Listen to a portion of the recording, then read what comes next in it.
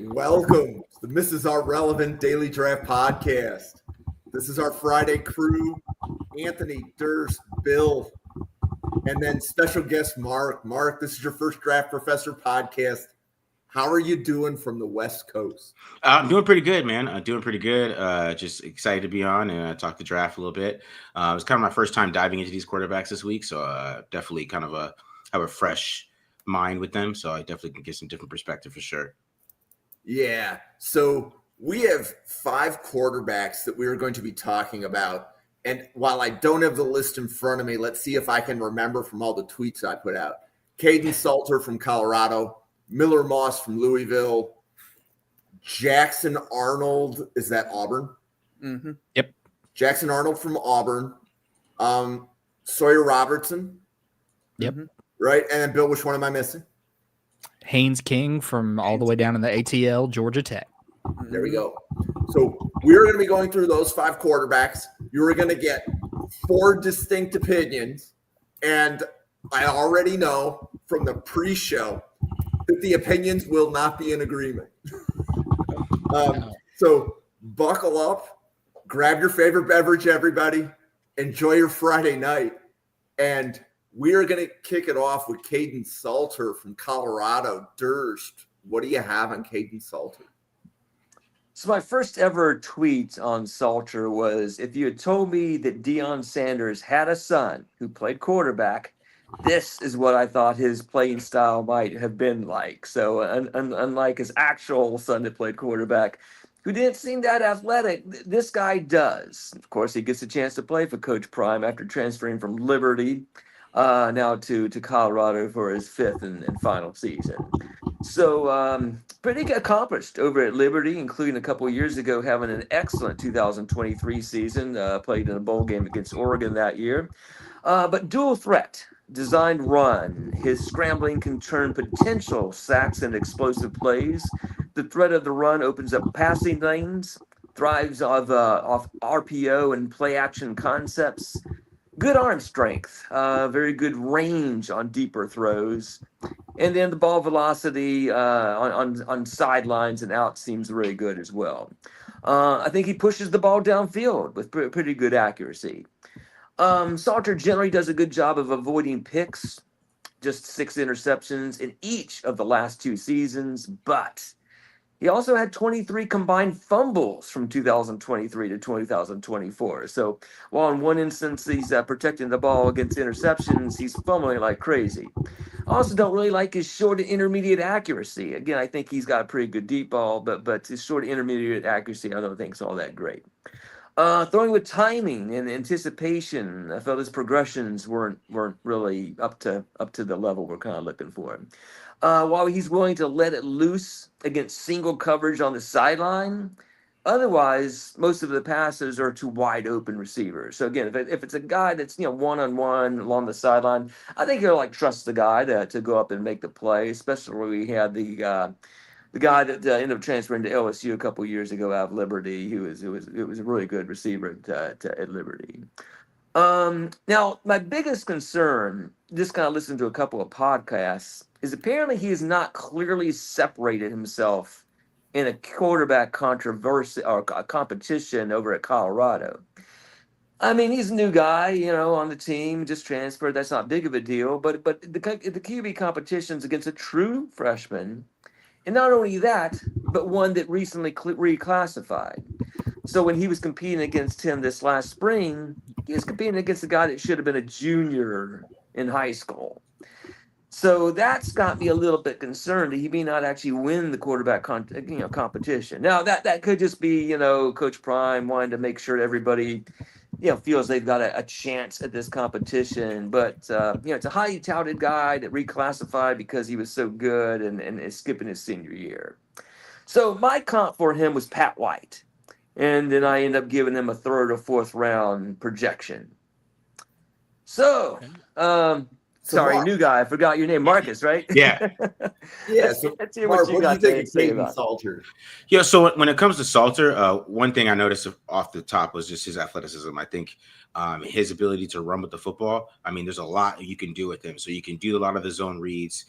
You could do a lot of the QB counters, the QB arcs, the arc reads, those type of things with him. You could really mix it up from that perspective. Like he has that athleticism that you really like, especially from a college quarterback. I mean, in college, when you have that type of athleticism, you could definitely make plays and you could go out there and perform consistently, especially if you have some good players around you and a good offensive line. So, that's the first thing I noticed. I mean, he had this one play, I think it was against Western Kentucky I was watching, where he was able to kind of just like had a kind of a messed up snap, a kind of messed up play on an RPO. He was able to kind of make three guys miss and then go the opposite way and then win it for about 20 yards.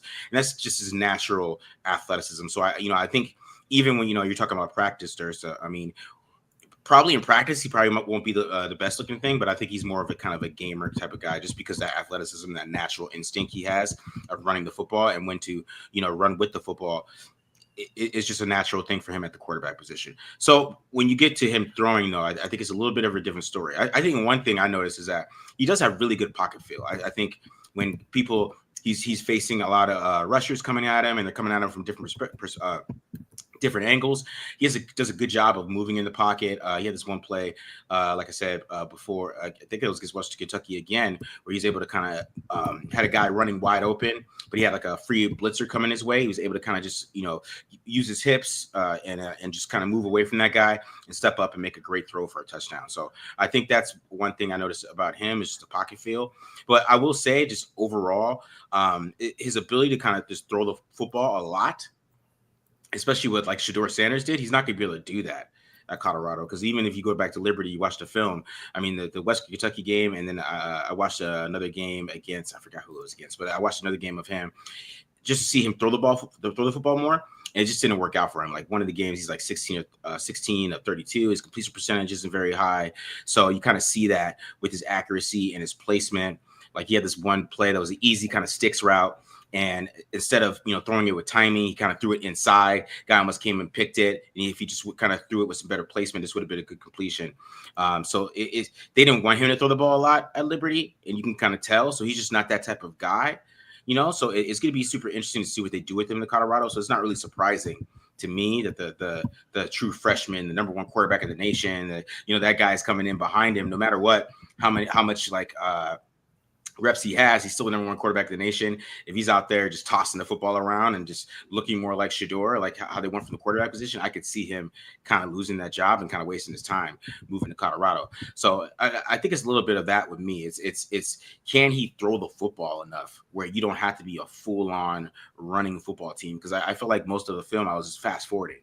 I felt like I was doing a lot of that where I'm fast forwarding, moving, trying to find him throw the football, and it just wasn't on there. So since that's not there, it's kind of hard for me to say that. I mean, if I'm talking about like grades, I mean, it's definitely day 3. I'm definitely not. I'm waiting until even day 3 to even think about it. But he's got to improve as a thrower, in my opinion, for him to even get any looks from me personally.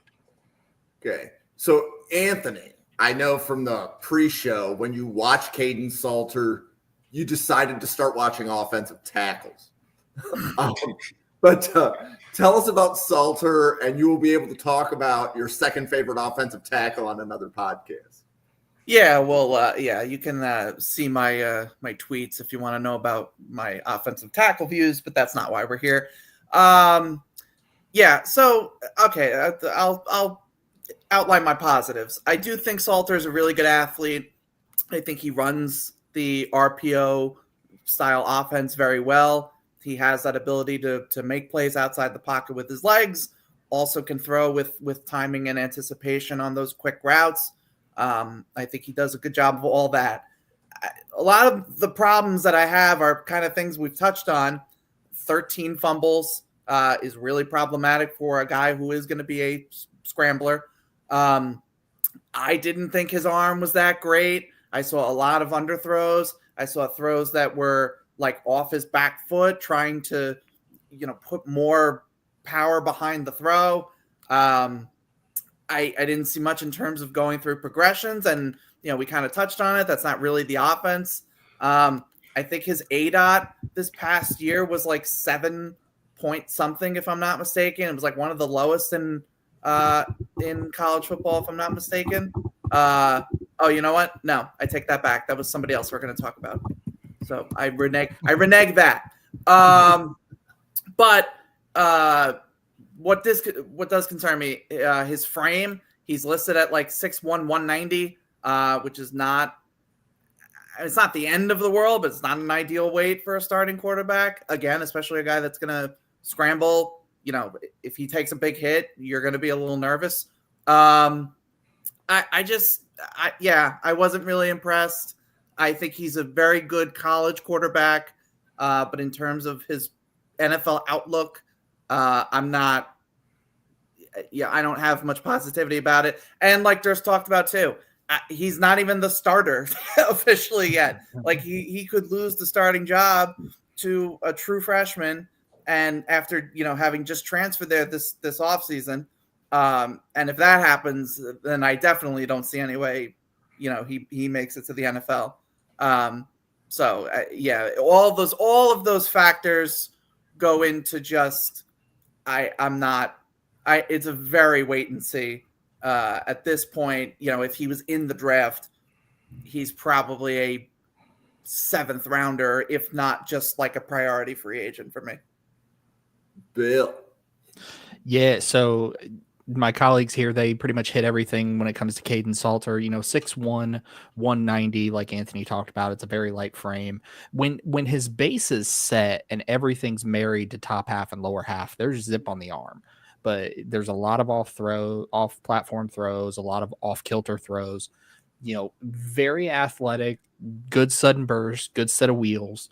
It has the ability to kind of influence defenders on that second level with the eye fakes. But the fumbles are a concern. His deep ball accuracy is hit and miss, like I talked about with those mechanics. And another thing that's not talked about, it's going to be talked about when he gets to the postseason bowl circuit combine, that he was dismissed from the Tennessee program in 2021 for driving without a license and in simple possession of marijuana. So there are drug charges in his past. Part of that is he's probably a 17, 18-year-old kid, doesn't really understand.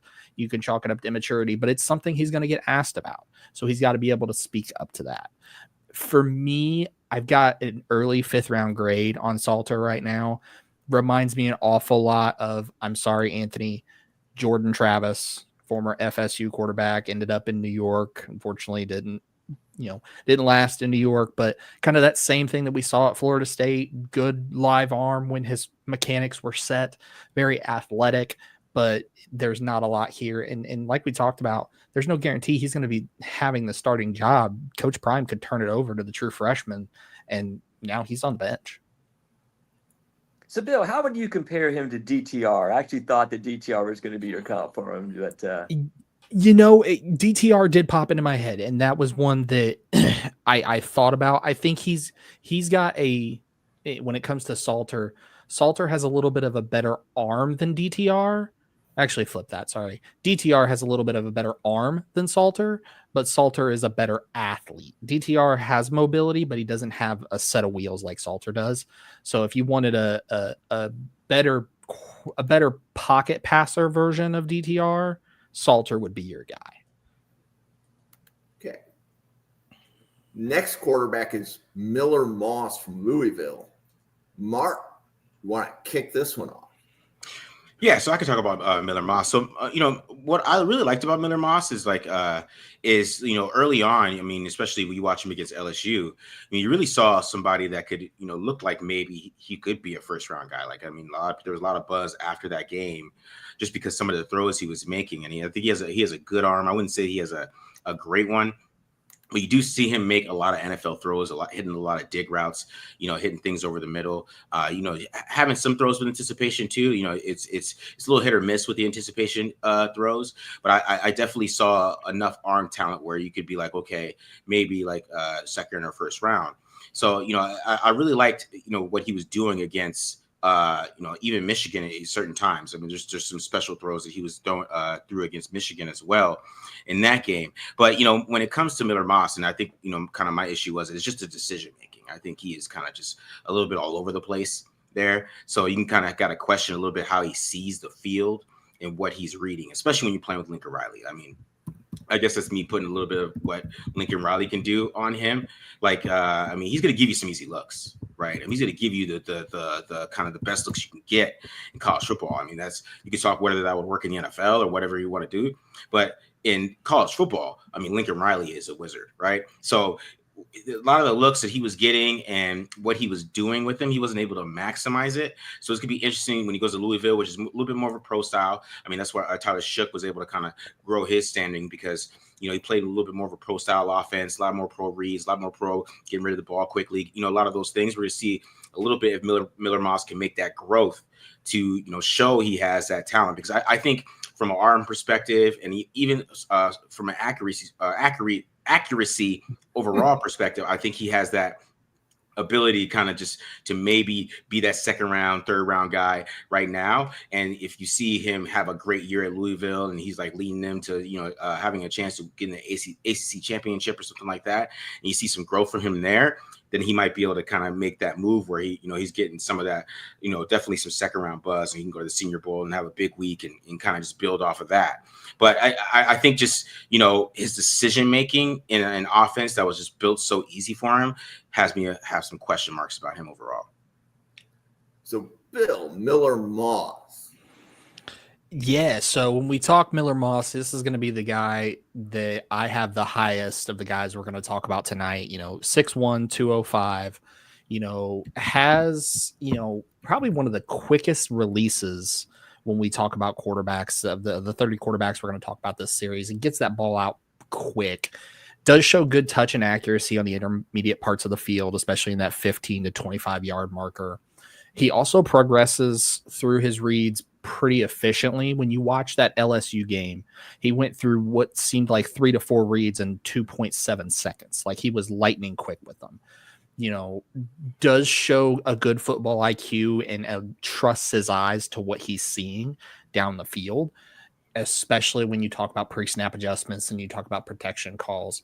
The big thing is the arm strength. It's not anything special. It's adequate. He's going to be able to make every NFL throw, but some deeper passes will flutter on him. He also is sometimes a little bit too slow to pull the trigger on the throws to the boundary, like Marcus talked about. That's my concern. The good news is, even though he's leaving the wing of Lincoln Riley, he's going right into another quarterback guru in Jeff Brom in Louisville, who's developed Brian Brom, Aiden O'Connell, Tyler Shuck. There's a track record there as well. So for me, I currently have him as my QB number 8. Yep, QB number 8, my 80th overall prospect. And it's funny that I just mentioned Aiden O'Connell because that's actually my comp for Miller Moss. And I think that's kind of the career path you could see for Miller Moss. Guy goes from an unheralded to end up somewhere in that late day 2, early day 3 range, ends up spot starting for a team, not the Raiders, but like the Raiders, giving you some spot starts as a rookie. And either you look for a better quarterback next year or you try to continue to develop Miller Moss. But there's a lot to like. This is a guy, he doesn't have the top flight arm, but all the other boxes that you would want checked for someone that has that weaker arm, those boxes are checked. Durst, how do you feel about Miller Moss, and what do you got on him? Yeah, I'm glad you already kind of brought up the coaching of Jeff and Brian Brom. It's one of the things I think has me a little bit more optimistic. Back when we were scouting Tyler Shuck, Louis Riddick had this video what he posted, and he was kind of talking about how he thinks that that coaching tree there was the best in college football in terms of quarterback development, and obviously they haven't created a superstar like a Pat Mahomes or anything like that, but I mean they haven't had the tools to work with, so So I do think that has me a little bit more optimistic and kind of cancels out the fact that he lost a starting job last year, that he only has something like 10 starts in his career because he only got one start in 2023, and then his first year of starting he lost the starting job. So those two kind of cancel each other out. If there was one or the other, I might be swayed, one way or the other. But anyway, I wrote down excellent field vision and processing. Throws the ball with good touch time and anticipation. I feel like he's at his best when he can step into the pocket. When given time in a clean pocket, Moss can be pinpoint accurate and is able to fit the ball between multiple defenders. I read he's nearly automatic on the layups, these short throws. And he can throw dimes up to anything about 15 yards, which isn't great, but up to 15 yards, he's got it. Can drop the ball in a bucket on some of these longer passes, though, with some touch. There's some flashes of off-platform, off-script playmaking ability, but there's not a lot of that on his film, in my opinion. However, Moss loses accuracy when he's on the move, and his RPMs drop off substantially when he doesn't have a firm base. So if he's trying to do these off platforms, I think his accuracy, his accuracy is pretty good. It's his RPMs that drop off when he's trying to kind of throw a little too much on the move, or if he's trying to throw up his back foot, or if he's trying to be just doesn't have his feet underneath him in a good base. So even though he's got probably good enough arm strength, he's gotta be in the pocket, stepping up the pocket to take advantage of that. Everything else, he loses that arm strength. So he's a little undersized. He lacks the strength and athleticism to escape pressure. So he just has a lot of difficulty escaping the pressure. And if people get their mitts on him, he's probably going to go down. So again, after losing his starting job at USC, Moss is entering his 5th season of college football with just 9 career starts.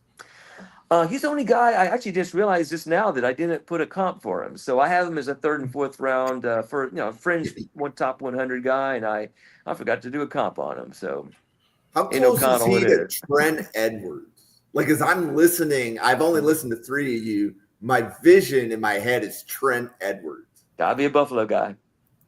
Yeah, and that's about where my expertise goes. But didn't Trent Edwards go first round though? Edwards went round 3, but he couldn't really throw beyond 15 or 20 yards. Yeah, I remember. Isn't Trent Edwards a lot bigger? Trent Edwards was what, 220? He's 6'4", 231. So it was Stanford. So if you compacted Trent Edwards, took a couple inches off and took about 20 pounds off, you're probably in the neighborhood of Haynes King, or not Haynes King, excuse me, Miller Moss. I'm jumping the gun, but yeah, I would say probably closer. Aiden O'Connell's a good one. I've seen Dylan Gabriel thrown out there by some folks as kind of a smaller version. But yeah, Trent Edwards would probably be the closest Buffalo one, I would think. I'm thinking JP Lossman. That's what I was thinking of. I was thinking JP. He went first round, right? JP? Yeah. Lossman's arm was a cannon. Yeah. Lossman was also huge. Yeah. So Anthony, what do you have of Miller Moss? And I'll just tell you, the guy I wrote down, I feel like this is shades of Bo Nix, that sort of, smaller kind of, he doesn't have a cannon, but, can make NFL throws. Miller Moss is interesting for me personally, because one of my biggest, and I've talked about this before on the podcast, one of the biggest things for me when I evaluate quarterbacks is not taking bad sacks and being able to get rid of the ball quickly and have a low pressure to sack ratio. Miller Moss is top of the charts in those categories. His time to throw is 2.59 seconds, which is very good. I just had it and I lost it. There it is. His pressure to sack ratio, 7.9%. That is about as good as it's going to get for quarterbacks that, are starting he didn't start the whole season, but most of the season. in terms of his ability to get rid of the ball, not take a lot of sacks, and we talked about like he doesn't have a big arm, but he can make NFL quality throws. Like he checks all of those boxes. And the prime example of all that is week 1 when he threw, I think it was 4 or 5 touchdowns against LSU. And like you could have watched that game and thought, yeah, this guy could go first round. Like it was that dominant of a performance.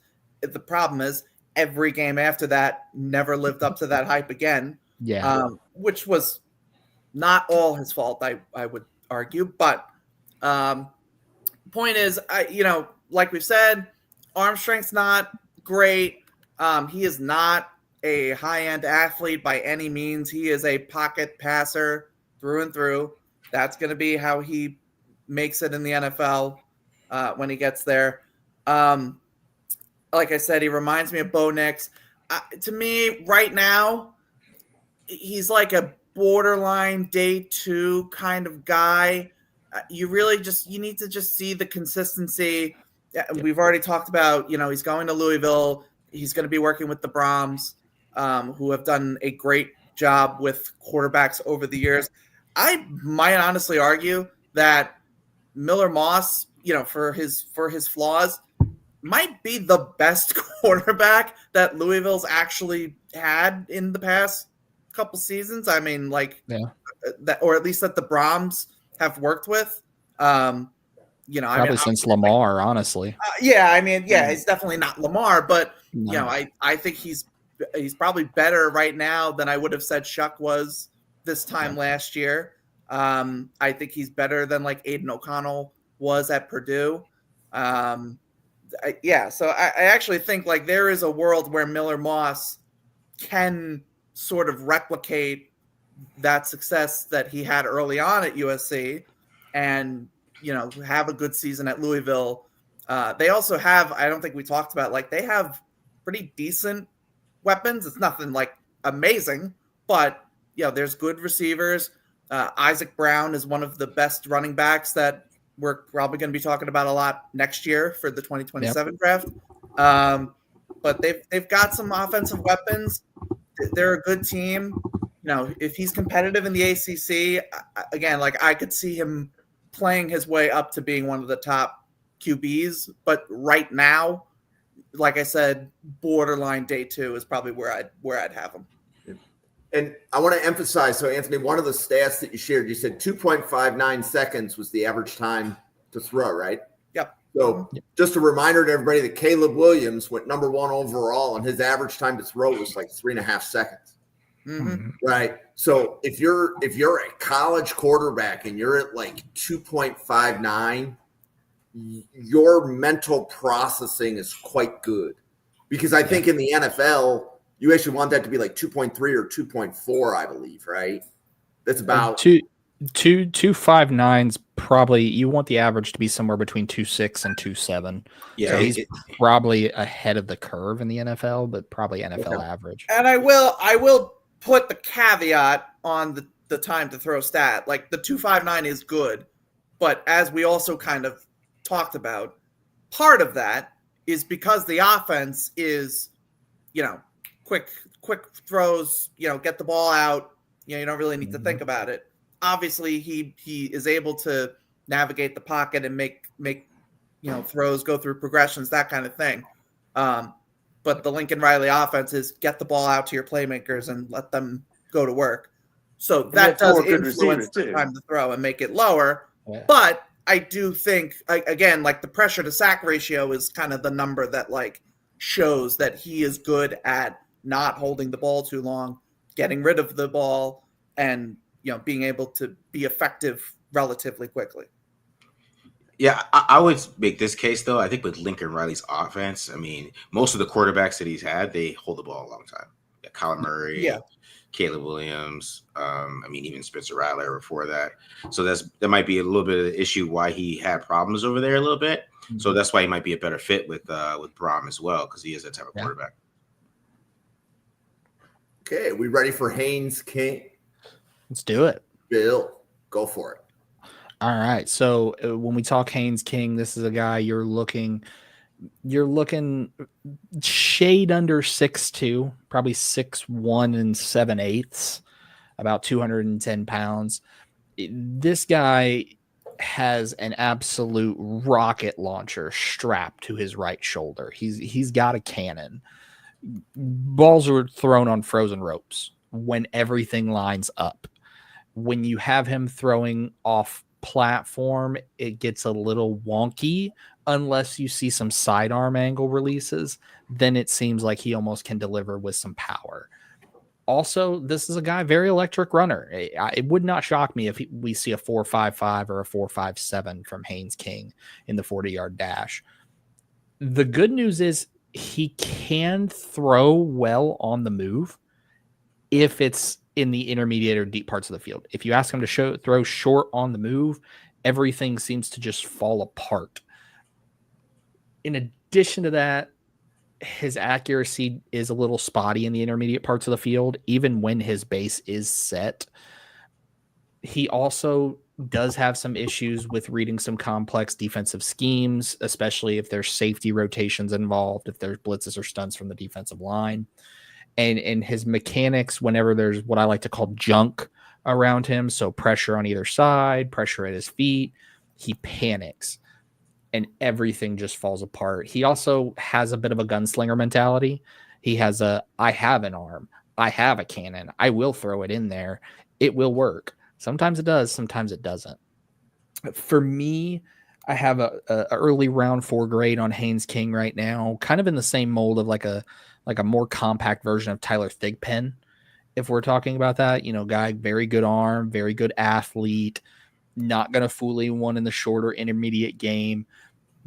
But ultimately, his inconsistencies in the short game, ultimately, when you get to the next level, you can't throw 50-yard deep balls every single game. We've seen in the NFL how defenses, Patrick Mahomes tried to do that. Defenses adjusted. We saw more too high safety looks. So he focused on the short and intermediate game. Haynes King's got to focus on that short and intermediate game and get that dialed in. And once he gets that dialed in, this could be a guy you could be talking about, especially in the bowl circuit, the Senior Bowl, the Shrine Bowl, could rise up into the top 100. It's a true possibility. But Anthony, what do you have on the Georgia Tech product? Yeah. So he was, I think I tweeted earlier today, he was actually one of the guys I was pleasantly surprised by. I thought he did a good job of going through progressions, running more of that sort of pro style offense. You mentioned like possibly could run a high 4.5. Wouldn't shock me. I'd probably say closer to 4.6, but same sort of ballpark. There are moments of just like very impressive athleticism, especially for a guy, relatively big guy, 6'3", 215. So he is a bigger quarterback, but is able to make those plays with his legs. He takes care of the ball really well. I think he makes good decisions with the ball. Doesn't turn it over a lot. Other than he does have 8 fumbles, which isn't great. But he's not going to throw a lot of interceptions. He's not going to throw a lot of dangerous passes. I think he does get a little sloppy with his mechanics sometimes. That causes him to miss on some throws that he probably shouldn't. And when you kind of compound that with the fact that I don't think he has an elite arm just in general, that can be pretty problematic. Also, pressure can really be a problem for him.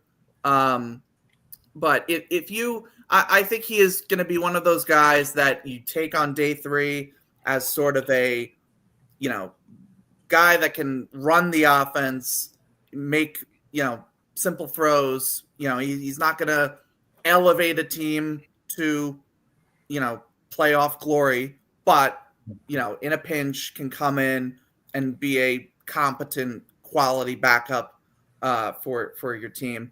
I think he's. I don't see top 100. I would say like middle of day 3 is kind of what we're talking about here.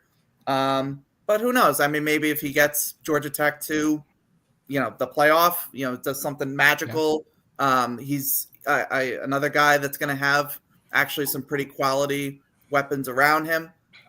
He's going to have Eric Rivers transfer from FIU, who is a dynamic playmaker. So we'll see what happens there. But right now, kind of just like a day 3 yearly backup is probably what I would expect for him. But Durst, you can go ahead and piggyback off that. Well, I saw somebody in the chat asked about, isn't he out of eligibility? So like most people, he did have a 2020 COVID season, so that one sort of didn't count. He also had a 2021 season ending, I think it was broken leg or broken foot. So he is a 6-year senior this year. So I had not really thought much about him. He'd been around for a long time, seemingly hadn't done anything. And then during the last draft cycle, I'm watching all these Georgia defenders. I decided to throw on the Georgia Tech game. Holy cow! What I wrote down is it looked like he took Captain America's super serum during the Georgia game. He had 400 total yards and 5 touchdowns. Admittedly, like whatever it was, 8 overtimes. But I was like, okay, this guy's got my attention now to have done that kind of a game. Now, then I started watching some of the other games, and I'm like, okay, it's not that impressive. And what gives? He had like 6 passes against Miami. So then it comes to turn out, he had this lingering shoulder injury, which knocked him out of a few games. And then I saw listened to this podcast, and they were asking, how did you win so many games when you physically couldn't throw a ball for a few of them? So apparently he had a pretty significant injury to his throwing shoulder, and that's why they were kind of rotating him and this other quarterback out in a lot of these games. So there were some games he really wasn't throwing it at all. So what I wrote down was strengths, was toughness and grit. Won a bunch of games in which he had to be rotated out due to an injury to his throwing shoulder. Excels as a runner, in particular in RPOs and zone reads. I wrote down very good speed, and actually I agree. I wrote down estimated 4.5 in the 40. But he also has got contact balance and leg drive that you don't always see. A lot of the good running quarterbacks are, either big guys like Cam Newton or fast guys like Lamar Jackson. But he's got, he's not either of those guys, but he's got some contact balance and some leg drive on some of these times where he's being tackled and he's kind of pushing the pile forward. He generally does a good job at avoiding sacks, only 8 in 2024, with a 10.9 career pressure to sack ratio. He does a pretty good job avoiding turnovers. In fact, he only had 2 interceptions in 2024. Now, admittedly, he wasn't throwing the ball a whole lot in a lot of these games. He's said to be a mature leader, and he's got several clutch performances, including that Georgia game, even though it ended up being a loss. Throws a lot of balls away. So, a lot of times, not every quarterback's willing to throw the ball away and live to fight another day, like Caleb Williams or something. But he's willing to do that. I think he does a good job going through progressions. As long as you consider progressions being a token look deep on deep balls before throwing a 20-yard laser to a guy that's 1 yard past the line of scrimmage. So there's a lot of plays where he's throwing the ball basically at the sideline, and it's a long pass. It's like 25 yards, but the guy that catches it's like 2 yards past the line of scrimmage. So it's a lot of non-NFL like throws on his resume. So my concerns was ball placement and accuracy. He's got an awesome completion percentage, but I think this is one of those stats that's kind of lying to you. A lot of bubble screens and a lot of these, throwing guys that are 2 yards past the line of scrimmage. Arm strength, range, and velocity. I thought they appeared below average, but actually I wrote that before I realized he had a shoulder for half the season. So he is a guy that I could change my report dramatically on based on his 2025 season. I wrote down he ignores some open deep routes in favor of some safer options. And again, not a lot of NFL type throws on his resume. I thought he has a little bit of a hitch in his delivery that looked even more apparent on these short passes. So these short passes, he's usually able to get out pretty quickly. And I'm not mechanics guru, but I thought I saw just a little bit of a delay or a hitch in these like seemingly short passes that should come out quicker. Again, the injuries was a broken leg in 2021 and whatever's going on in his shoulder in 2024. So he's an older guy. I think he's going to turn like 24 or 25 before the draft. And he's got a couple of injuries to speak of. Now, here's another quick part. I wrote down that King has mastered this Georgia Tech's unique offense. But in doing so, he may have disguised some of his flaws. Georgia Tech has got a lot of motion and a lot of misdirection from their skill positions. And there's a lot of counters and a lot of pulling from their offensive line. And so, it's a unique offense that I think I don't want to say inflate because it's not like his stats were like awesome, but I wonder if it might be somewhat of an illusion. So after that Georgia game, I'm like, there's some shades of Marcus Mariota to his game. So I went back and watched some Marcus Mariota. I think we may have forgotten about how good that guy was because he wasn't that good in NFL, but wow, is he a good college player. So I ended up selling on Desmond Ridder as my comp for him and gave him a 5th to 7th round projection. Marcus, what do you think of Haynes King? So when I watched Haynes King, I was just like, oh, that's Will Howard, like immediately. As soon as he started playing, I guess it was like the first couple snaps. I think he's more athletic than Will Howard. I think he has a better feel of running the football. But I think from just like kind of the skill set, kind of the arm talent is kind of the same. The way that he runs the football, the size. I think Will Howard's a little bit bigger than he is, but some quarterbacks play shorter and some play taller. And I think that's what Haynes King does. I think he plays a little taller than he actually is. So he looks bigger than he actually is on the field, but because the way his stance and the way he plays quarterback. One thing, that Durst pointed out was kind of the offense to me, with his skill set and what he can do, it kind of felt like I didn't get to see everything he maybe could do as an NFL quarterback. It's like, is there something that maybe he might be a little bit better at? Like, because there's some instances when he's just driving the ball in the middle of the field where you're like, okay, all right, you can throw the ball. All right, that's pretty nice. And then, sometimes he's trying to run the offense and it's not just really working out for him, right? And I think he has a lot of happy feet issues, in my opinion, when it comes to pressure. I think his happy feet, his feet just start tapping. They just start tapping and he starts tap dancing, being Gregory Hines back there. And I think that can really affect him at certain points of times with his accuracy. But if you can get him where he's coming off that play action and he could just rip it in the middle of the field, it looks pretty nice. And he maxed it, add that in with what he can do with his athleticism overall. You could have some things he could do in the run game. But when it comes to pressure and pocket feel, I always feel like that's some natural instinct thing. That when you talk about like a linebacker, right? A linebacker has natural instinct, kind of just reading gaps and stuff like that. When it comes to playing quarterback, pocket feel is that natural football instinct. You just have that feel. I can't teach you that, really. I mean, I could do like what Greg Olsen and John Gruden used to do, just throw a bunch of garbage cans at you. But it's not really going to help you too much overall because it's like a natural feel. I still think he has that. And I think since it was like a one-read offense too, like I said, I even really didn't get to see maybe what his NFL skill set could be, because I think there's certain instances where like, okay, I could work with that, right? But then sometimes it's like I really can't work with that because you're a one-read guy. You're not really having to read the field. Everything's kind of done pre-snap for you, and you're kind of going where the coach really wants you to go.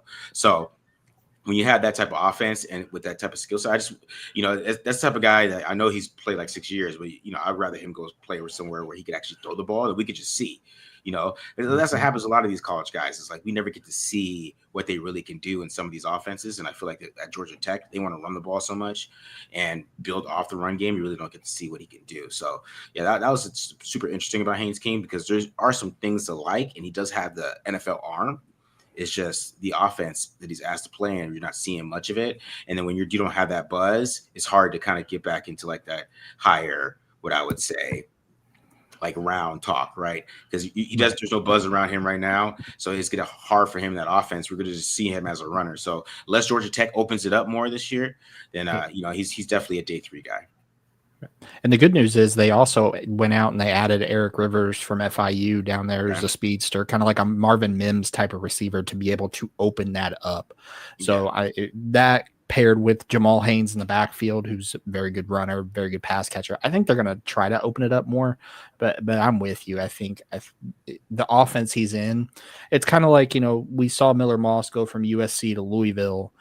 Sometimes we like to see quarterbacks stay at their current school, and sometimes we're just like, hey, you need to get out of here. We talked about it a couple weeks ago with Connor Weigman leaving Texas A&M to go to Houston. Sometimes you just got to get out and get away from what you know so we can see what you truly are as a quarterback prospect. I agree with you.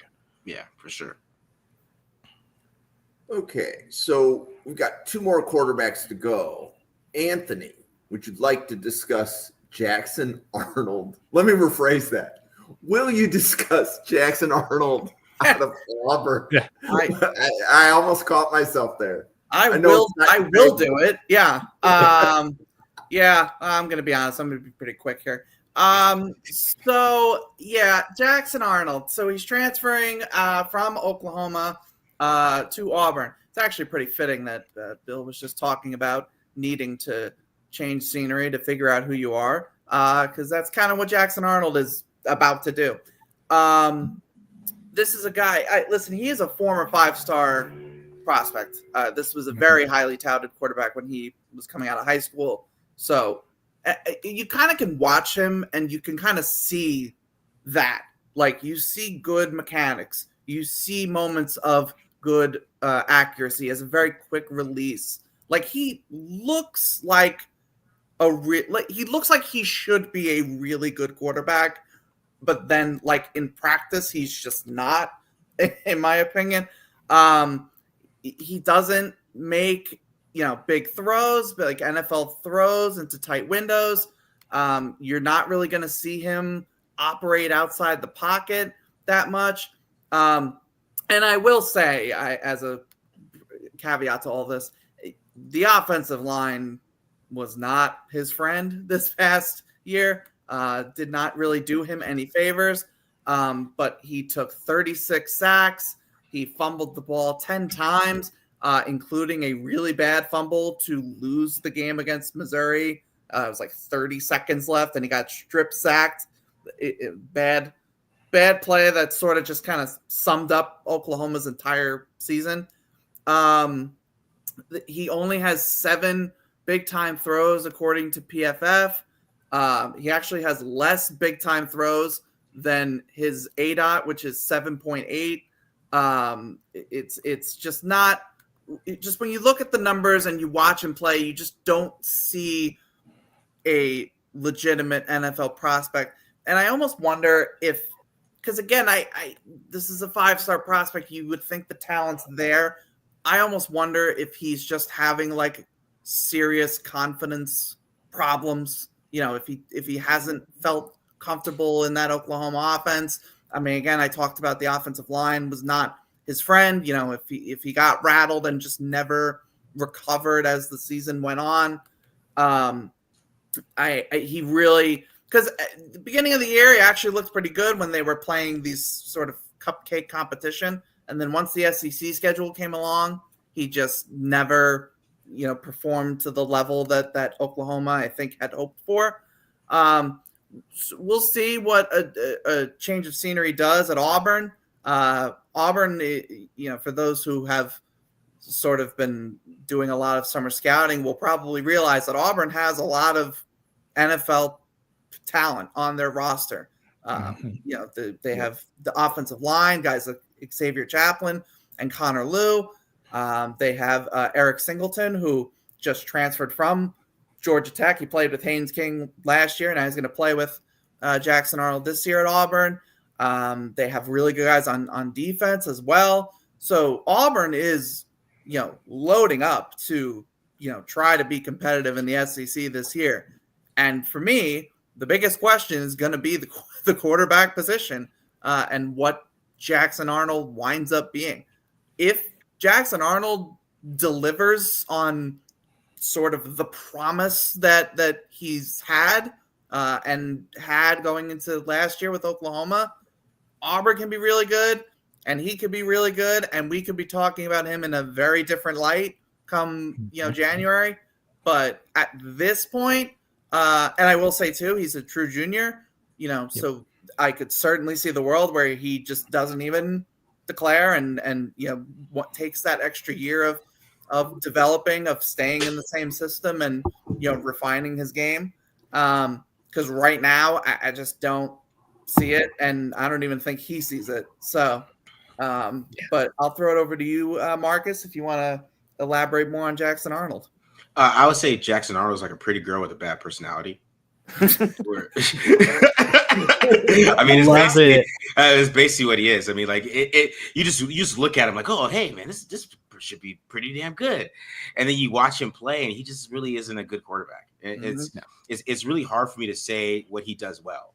I guess I know he can run, and he ran all over Alabama. I know that. I know he can run.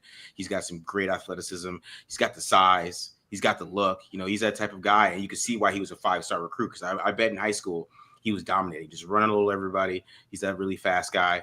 But I think as a playing quarterback, I just always felt like that he just didn't know what he was looking at. Like you can kind of tell sometimes when quarterbacks, talk about Haynes King panicking. His more panic was from pressure. I felt Jackson Arnold was panicking from just playing quarterback. Like I'm out here against Ole Miss. I'm panicking just because I'm playing these type of guys. I'm playing Walter Nolan. I'm playing the top SEC guys I'm playing against. I just don't want to be out here getting hit. And that's what it kind of felt like for me because, there's some opportunities for him to have some good throws. Like even one of the touchdown passes he threw against Ole Miss, I was like, why did you throw it like that? Like it was just a kind of just an ugly throw where he could have put some nice little zip on it and made a throw. Some open throws that he missed in that game as well. And then against Bama, he was able to run all over them. But, when Bama got them in throwing situations, he wasn't able to really do anything. So that was my whole problem with him is just like playing actual quarterback. Like he didn't really do anything well. Like in all the rest of the guys, when I'm watching him, there's always something I can be like, okay, well, he did this well at quarterback. There's something he could do here. Jackson Arnold, I just didn't see anything. And I know he's probably going to get another shot. He'll already go to Auburn. And then if he doesn't work out at Auburn, he's going to get another shot just because of the way he looks and that's how big he is and the size. And, I can work with that. I mean, you see that in the NFL. I mean, the NFL, they do it all the time. Like, I can fix this guy, So there's going to be that type of thing happening with Jackson with Arnold too as well. So it just wasn't anything to like too much, but he has a chance and he's going to go to Auburn and he goes out there and balls in the SEC. I mean, he's going to make a name for himself because he has the talent to do it. Right. When he did throw the ball, actually stand in the pocket and throw the ball, it looked nice. It's just, he didn't really know what he was doing. Maybe he parties too much. I don't know. It was, I don't know what he's doing out there, but like he's having too much fun. And, it just doesn't look like he was ready to play on Saturday. So it just wasn't really much for me to talk about, to be honest. Well, if it doesn't work for him, he can party with us on Friday nights and break down quarterbacks in a couple of years. Yeah. Bill. Yeah. So Marcus, Anthony, they kind of hit the nail on the head. Jackson Arnold, this is a guy, when you look at his size, probably 6'1", 6'2", 211 to 215 pounds, has a really good compact release that allows him to generate torque very easily. The problem is the mechanics to consistently generate that are not there. A very good RPO quarterback can diagnose an RPO with the best of them. The problem is he just doesn't trust his eyes everywhere else. He is a check down Chuck. This is a guy, if it is covered down the field, where's my running back? I want to get rid of this thing in a hurry. The big things, he has the arm, but his accuracy is hot and cold. Sometimes he looks like it's shooting out of a cannon, and other times it looks like it's losing air midway down the field. Also struggles going through reads. This is a guy locks onto his primary receiver. It's covered. He's looking for the check down rather than working through the second and third read. The other big thing we have to talk about, that Tennessee game was an absolute nightmare for him. Turned the ball over 3 times and benched before halftime for a true freshman. Like, as a head coach in college football, if you have to make the decision to say, hey, I have to go to my true freshman because I can't trust my guy on the field to stop turning the ball over, that is a concern and a half. Now he's going to Auburn where, like everybody's talked about, they're loaded with talent. You have Damari Alston at running back. You have Eric Singleton at wide receiver. You have Brandon Frazier at tight end, and the offensive line that we've talked about, Xavier Chaplin, guys like that. There is legitimate NFL talent on this offense. But this offense is only going to go as far as Jackson Arnold is going to take them. And right now, I don't see him taking them that far. For me, he's got a 5th to 6th round grade just because of the athleticism and the arm talent that's there. But this is one of my few Browns comps. This is PJ Walker 2.0, folks. This is what you're getting with Jackson Arnold. You're getting PJ Walker, who probably focuses a little bit more on checkdowns. So is it going to be a case of Auburn saying, don't lose us this game, Jackson Arnold? Go out there and take the easy check down throws and let your playmakers get it in space and make plays for you? Or when you get to that SEC competition and you get into shootouts with guys like Garrett Nussmeier at LSU and even other guys like Marcel Reed at Texas A&M, how far are those checkdowns going to take you? But Durst, take us home on Jackson Arnold. Well, I think somebody's going to have to come to the defense of Jackson Arnold, and so I'm gonna do that for a little bit. So, hey, shout out to the Oklahoma crew that podcasted on Monday on the Mrs. Irrelevant. I'm going to talk a little bit about Oklahoma's wide receiver room. So last year in the summer scouting, somebody had tweeted out, who's the best wide receiver room in college football? You know, I heard a bunch of people say Ohio State. Those people are probably right. You know, some people were saying Oregon. Some people were saying, LSU. I said Oklahoma. So it was Deion Burks, Purdue transfer, freaks list athlete. Nick Anderson, former freshman All-American. It was Andrell Anthony, a former Michigan transfer. We had Jaleel Farouk, who was actually the most experienced of the crew. Pretty much the entire receiving crew was decimated with injuries. So I agree with Anthony about the offensive line, but I think the receiving crew was what really held him back. So now this is a former, not just highly rated recruit, but he was Elite 11 MVP. He was already considered one of the most accurate quarterbacks in the 2003 freshman class. And then he was a perfect 11 out of 11 on his first ever game. And, at Oklahoma, his first ever game, he got some mop-up duty against Arkansas State and was 11 for 11. Now, he got his first start against Arizona that year, and he was really promising in that start, but everything fell apart last year. So he's only got 10 starts to his career, did get benched last year, as Will said. So, again, a couple of the strengths, I think he's got toughness as a runner and when he's in the pocket. I think he's got good mechanics release, and I think there's some decent accuracy and ball placement. But who he's throwing to, I just think these guys really weren't getting open. I think they just weren't on the same page because the guys he was planning on playing with, during the fall camp wasn't the guys he ended up throwing to. He's got some dual threat ability, and he's only thrown 6 career interceptions, 3 of which was his first ever start against Arizona. So he only had 3 interceptions last year, even though, he got benched and everything, but only 3 interceptions last year. Half his career interceptions all came in his first ever start. Now, my concerns: inexperience. The game has not slowed down for him. He's either a passer or a runner, but never both. So basically, he's a good runner, but if he's running, he's running. He's not running and looking with his eyes downfield. He took 18 sacks in just 2 games last year, South Carolina and Ole Miss. And those 2 games combined, he took a whopping 18 sacks and is a pressure to sack ratio of 27.3% in 2024. We talked about a few guys like Miller Moss who've got excellent pressure to sack ratios. Not this guy right now. He's yet to show he can win the big game, losing to Arizona in 2023, Tennessee, South Carolina, Ole Miss, Missouri, and LSU. The only big game that he won was against Alabama, but that was more the Oklahoma's defense that stepped up in that game. So, I came to his defense, but I threw way more negatives than positives. He's still a work in progress. I've got some reason to be hopeful, but we're probably looking at a Jared Stidham kind of guy. Again, another guy that transferred to Auburn with some promise, but never really fulfilled that promise. Okay. So we have covered 4 of the 5 quarterbacks. We're going to pause for a quick commercial. Anthony, do you want to let everybody know who you are and how they can find all of your content? Yeah, Anthony Russo at Anthony_Russo97 on X.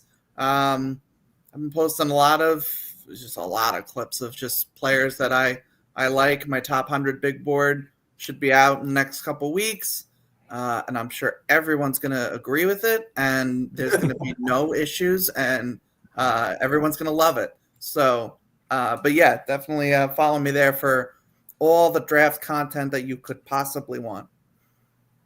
Mark? So you can catch me at the Mark John NFL on Twitter or X, whatever they want to call it. You can catch me there. Also, I have my own Raiders channels called Tape Don't Lie, where we break down a bunch of Raiders film. So if you're a Raiders fan, check that out. We do in-depth Raiders stuff all the time. We're doing the camp battles right now.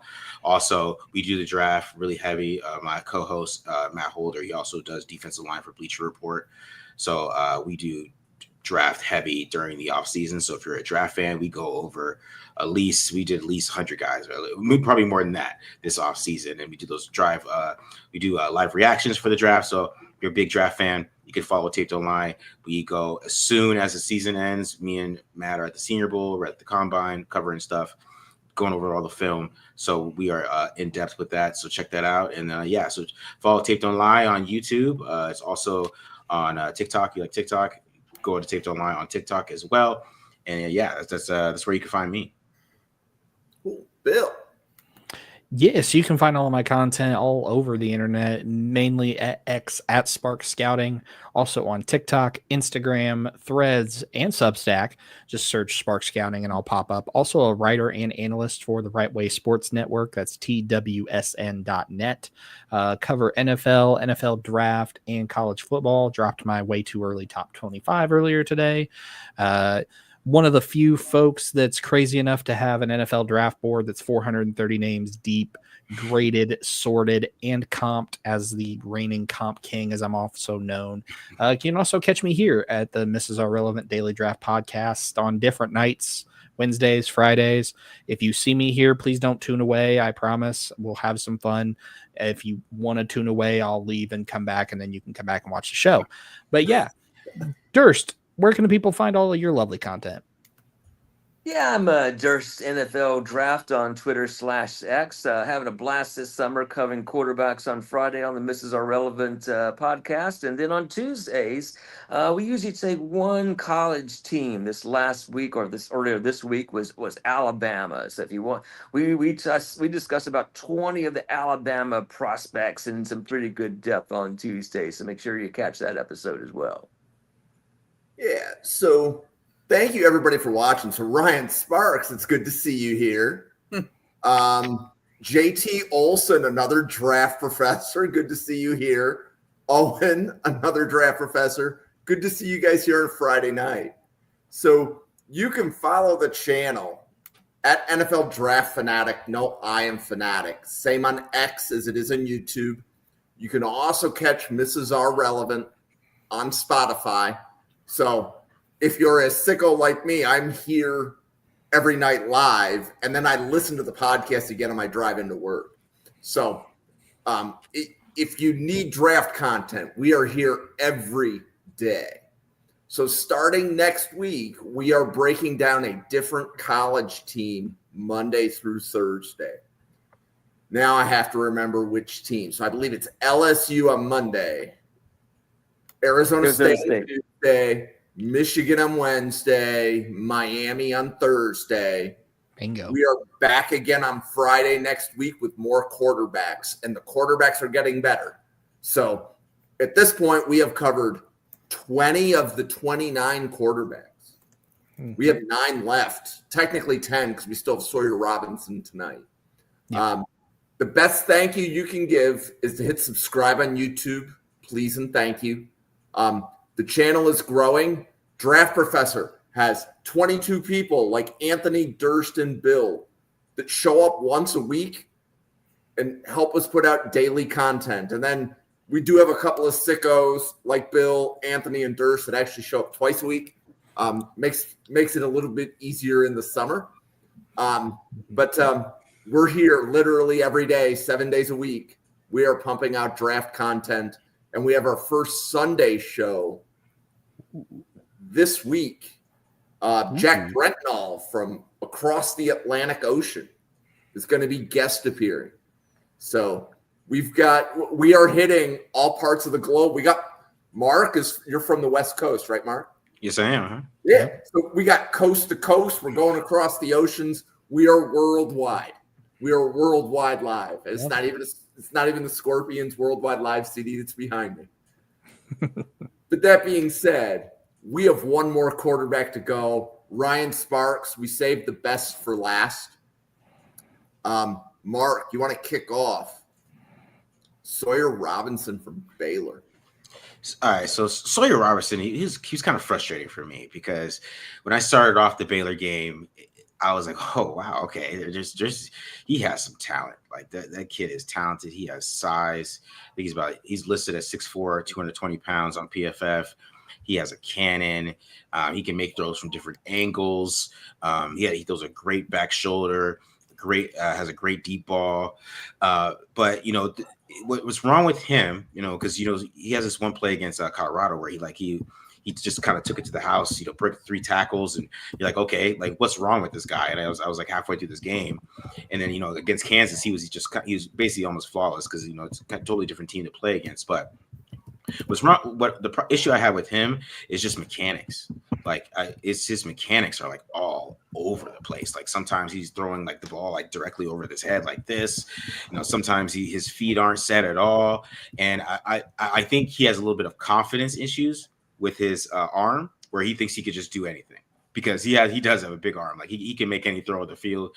I feel out of this group, he's the most talented guy in my opinion. I think like talent wise, first round potential. Like I feel like this guy has that talent, but he has to find a way to be more consistent and put it together. But I feel like even with that said, if he goes and has like a good offseason, after the season in the Senior Bowl and combine and things like that, I could see some team just being like, okay, I can fix him, just like I was talking about earlier, because I think his mechanical issues are something that has to be worked out because they're just they're just dominating Colorado, and then he just started missing these easy throws. Sometimes he just throw it into the ground, and I'd be like, dog, like you just threw a dime like 30 yards. How do you throw it into the ground the next play? And that's kind of my issue with him is the inconsistency, because it's like 3 throws. Like I'm like, oh my God, okay, you could really be maybe a high level NFL quarterback, and then it's like, I don't know. I don't know if you're going to be a 4th or 5th round guy. So he's got to decide who he wants to be, in my opinion. I think he has to kind of show that growth, but he has the talent. Like the talent is there. It's not even really a question to me. He can make every throw. He stands tall in the pocket. I do think his pocket feels a little bit interesting. There's a lot of times where he's just taking sacks where he shouldn't have, or maybe fumbling when he shouldn't have. But I really like how he was able to drive the ball downfield. He threw with anticipation, a lot of arm talent. There's a lot of things to like about him. It's just he's gonna be sporadic at times, and his accuracy is more streaky than good. So there's gonna be some times where he's just hitting every throw. And then there's going to be times where he's just throwing at the ball over some guy's head about 10 yards. So it's super interesting to watch him. But that's why he was frustrating to me, because it's like, okay, there's so much to like, but you're inconsistent. So we got to fix that. And I don't know if that's going to happen at Baylor. That might be something that might have to happen in the NFL, where he's fixing his mechanics and making himself a better quarterback. So, Bill, how about you? Yeah, so I'm gonna rain on the Sawyer Robertson parade for folks. I am not sold on him as an NFL quarterback. You look at him, verified 6'3", 218. That's a lanky 218 too. It's almost wide receiver-esque when you look at him. It does see the field very well. Does make very good reads. I push back on the arm strength. It's not elite. It's good. It's not like, it's not like a Miller Moss where it's some passes may flutter the outside, but this isn't a guy that's got a cannon. This isn't a Haynes King cannon type of guy. Does have enough arm strength to throw the deep out, is athletic enough to get outside the pocket. But like Mark talked about, the mechanics are just all over the map. Like sometimes he looks like an all-world quarterback, and other times he looks like he should be riding the bench for the Canadian Football League. It's rough. And he loses accuracy and velocity when he's pushed off of his spot, especially because of those mechanics. And he has enough of an arm to make the throws that you need. But it's when you see a guy that's 6'3", 218, even though he's lanky, you would think there's more there, and it's not there. It's big guy with not big arm. For me, I've got an early day 3 grade on Sawyer Robertson. Really, really reminds me a lot of Jake Delhomme when he was in Carolina. A guy who's athletic, got enough of an arm. He's not gonna fool you with super deep balls, but when he's on, things look great, and he can take the Carolina Panthers to the Super Bowl. When he's off, he's out of the league. That's kind of the balancing act that Baylor's going to have to go through this season, is which version of Sawyer Robertson are they going to get? Are they going to get this guy that could be in Heisman contention and QB1 talks for a lot of people, or a guy that's just another Big 12 quarterback who's got a really cool arm and kind of athletic, but doesn't really make much happen in the league? Anthony, what do you have on the Baylor QB? Yeah, so I think my thoughts on Sawyer Robertson can kind of be summed up with 2 statements. Sawyer Robertson, in my mind, is the best quarterback that we're going to talk about tonight. Sawyer Robertson could also be the worst quarterback we talk about tonight. Yeah. I agree. I think he has, I would say, very good arm strength. Not elite, but I think it's probably the strongest of the guys we've talked about. When he is in a rhythm and he is, has command of the offense and doing what he needs to do, he makes some insane, awesome, crazy throws that look like first overall pick kinds of throws. There is one against LSU where he gets absolutely drilled and he rips it. Yeah, he gets blasted, but he rips it over the middle of the field, and it is a beauty. And he has throws like that where he stands in the pocket, takes hits, and still just makes awesome, NFL caliber throws. I think one of the things that I saw too that I liked is he is someone who usually has good ball placement and can lead his receivers, make it easier for his receivers to get yards after the catch. That's a, I think a very good trait to have as a quarterback. The big problems for me come down to, and we kind of touched on it already, but the release is very like wind up kind of release. I think he needs to clean up his release and clean up just his overall mechanics in general. I also think his processing can be very just simplistic at times. He doesn't always go through his progressions like he should. So that's kind of something I need to see just more consistently. I also think on the mechanics front, he can get very just happy feet and, doesn't set and doesn't deliver accurate passes the way that he should. He absolutely does trust his receivers, and he is willing to make the throws that you need to make as a top tier college quarterback.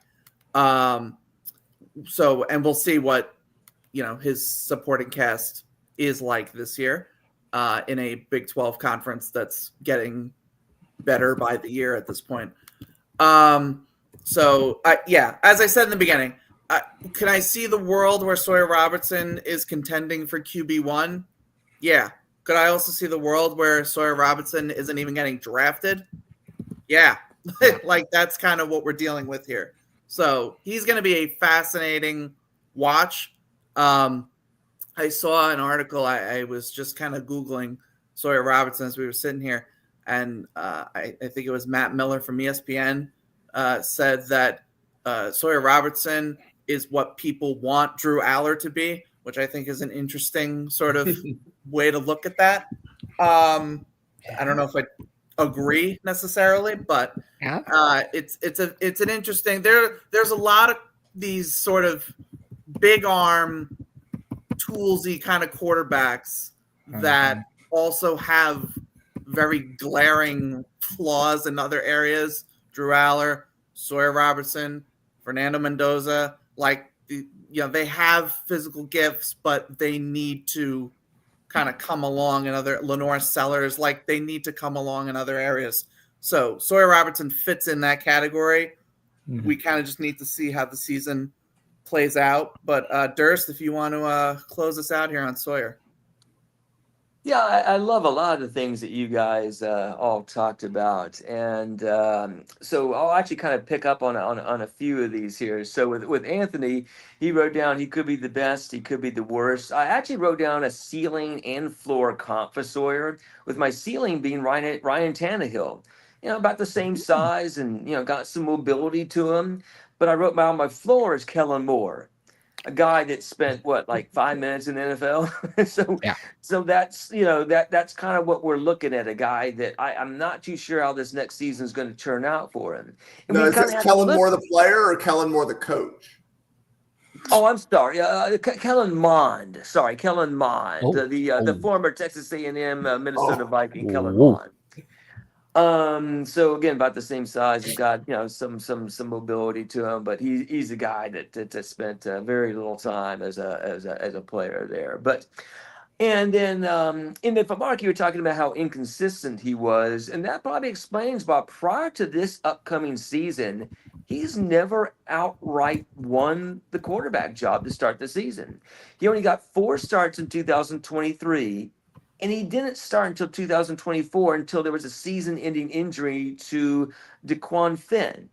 So he's entering his 5th-year senior with only 14 career starts. So he's never really been the guy coming out of fall camp that this is the guy who's going to be leading our team. So I think that inconsistency and the things that we've all mentioned, that explains it, why the coaches haven't really had a lot of confidence. Now, that being said, he had a good year once he finally got on the field as in 2024. And Robertson's actually the top returning quarterback in terms of QBR with the 83.7. That's the top mark of any quarterback in the country returning in terms of ESPN's QBR. So what I liked about what Bill said, he's a big guy, but he sort of has a weaker arm than what you typically see from bigger guys that size. Yes. So, I think he's got a good enough arm strength, but I noticed it's wow, for a big guy, this is not really the arm we usually see with bigger guys. So I think he's got, generally decent enough, release and delivery. He's got enough tools to work with. When given enough time, I think Robertson looks like one of the better progression passers I studied this summer. And he does a generally good job at avoiding sacks, only 60 in 2024 with a 17% pressure to sack ratio for his career. He also does a good job avoiding turnovers, only 8 interceptions in 2024, and only 3 career fumbles. Again, he hasn't had a lot of games he's played in, but to keep in perspective, Lenore Sellers, who most people love, he had 11 fumbles last year.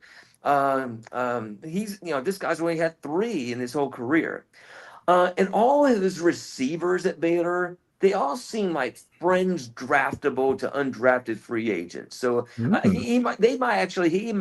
might have the worst wide receiving crew of the guys we study. Certainly not nearly as good as USC and Miller Moss had. So my concerns are vision and decision, ball placement and accuracy. Nick needs to pick up the pace and get the ball out on time.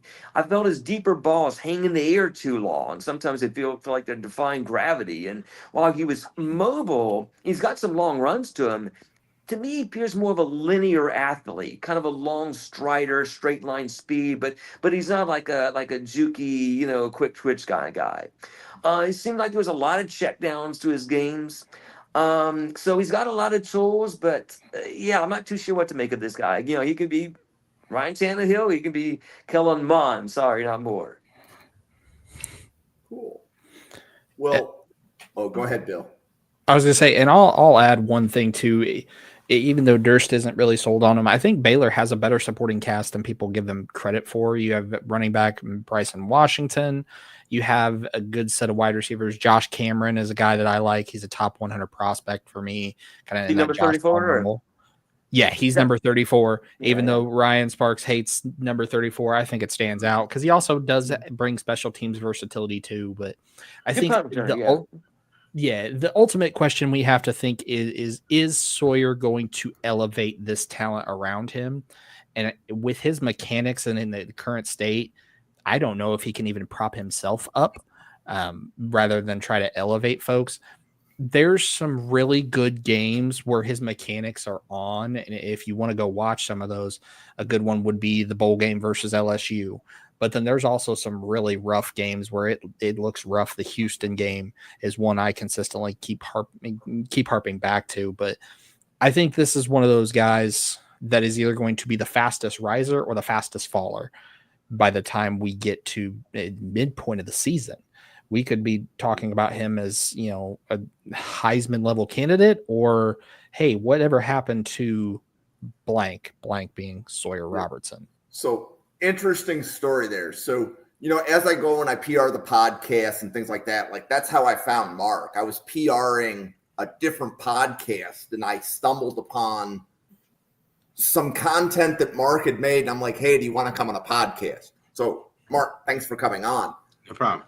One of the other things that I found out is that there are a lot of people in the draft space similar. I believe I'm not going to say they've made comments similar to what Durst just said, but they're saying they haven't even looked, they're draft people and they haven't even looked at Baylor yet. Yep. Right? Because I said, well, would you like to come on and do a Baylor preview? Because there's enough players there that we could actually do a podcast on Baylor. Right?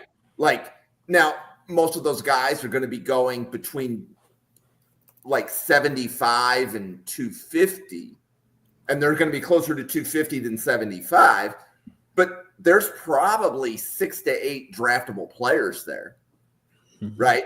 So, anyways, I know that this channel will be covering Baylor a lot. So for the first 6 weeks of the year, we are probably covering Baylor. They have some really good early games. So nearly every single, I think Baylor plays Georgia Tech. It's either Colorado plays Georgia Tech or Baylor plays Georgia Tech. Colorado does, yeah. Oh, it's Colorado. Okay. But there were some other Baylor games where I was like, okay, that's a game we can cover on the channel. There's enough draftable players, and it allows us to kind of monitor Sawyer Robertson. So we have a better idea 4 or 6 weeks into the season how much Auburn. draft coverage you want to get. Yeah, it's Auburn is week 1, Auburn. and then you got SMU week 2, and then you've got the Big 12 schedule starts with Arizona State. So that's those are that Arizona State game, that Baylor Arizona State game, that's going to be must watch. There's 2 quarterbacks playing in that game that we will be talking about for a while. Mm-hmm. Yep. So, I did one more thing real quick. I would say of all the quarterbacks I studied this summer, Sawyer Robertson's game against Houston and against Oklahoma State were the worst 2 games I've studied from any quarterback this summer. So against Houston, he threw 3, interceptions and took some numerous crappy sacks, game or drive-killing sacks.